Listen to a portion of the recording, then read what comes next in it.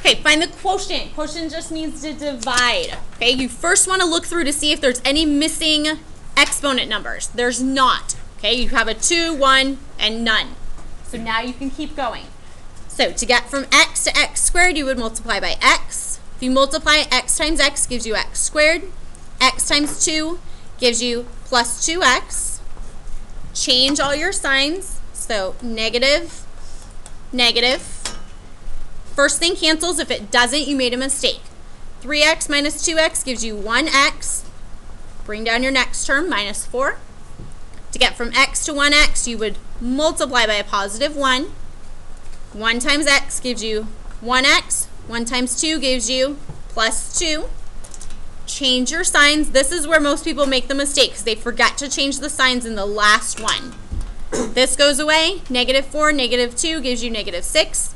So when you write your answer, it's x plus 1 plus negative 6 over x plus 2. I want you to write, if it's negative, I want it with the number, okay? Not with the denominator, only with the number. Okay, number 16. We haven't done this since last unit, but it is on this test, okay? So you do still have to know the stuff that we did last unit. So less than means you sandwich it, so 2x plus 3, sandwiched in between 19 and negative 19. We're going to do 3 equations all at the same time. So subtract 2 equations all at the same time. Combine like terms, negative 22 is less than 2x is less than 16. Divide by 2, get x by itself. Divide by 2, that'll leave you negative 11, less than x, less than 8.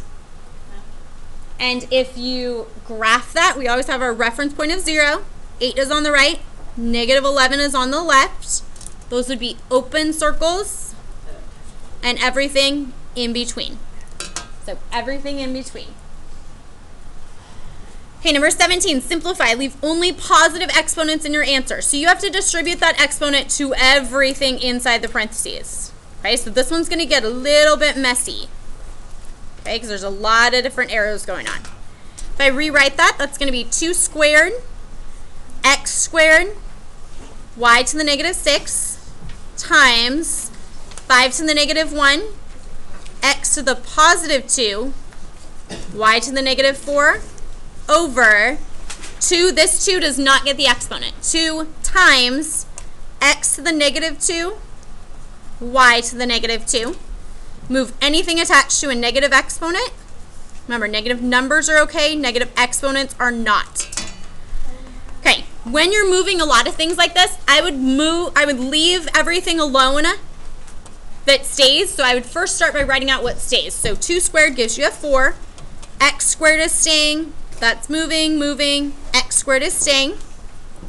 In the denominator, the 2 stays. Now move everything. So y to the 6th is on the bottom, 5 is on the bottom, y to the 4th is in the denominator. In the top, you're going to move x squared and y squared. Now combine your like terms. Okay, so you're going to put all your x's together, all your y's together.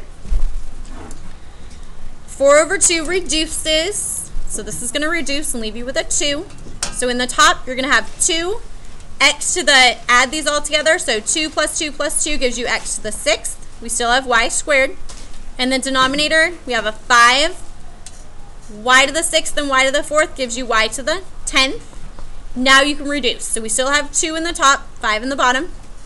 X to the 6th is still in the top. Y squared cancels out with the y to the 10th, and you leave y to the 8th in the denominator. Almost done.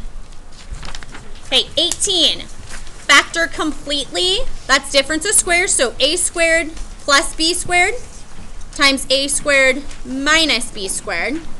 That one will factor again, so you should end up with a squared plus b squared times a plus b times a minus b. Number 19 you can skip because it doesn't work out very nicely. I apologize. I did it. Good for you. On number 20, there are terms missing, so you need to rewrite this as x squared plus 0x minus 3.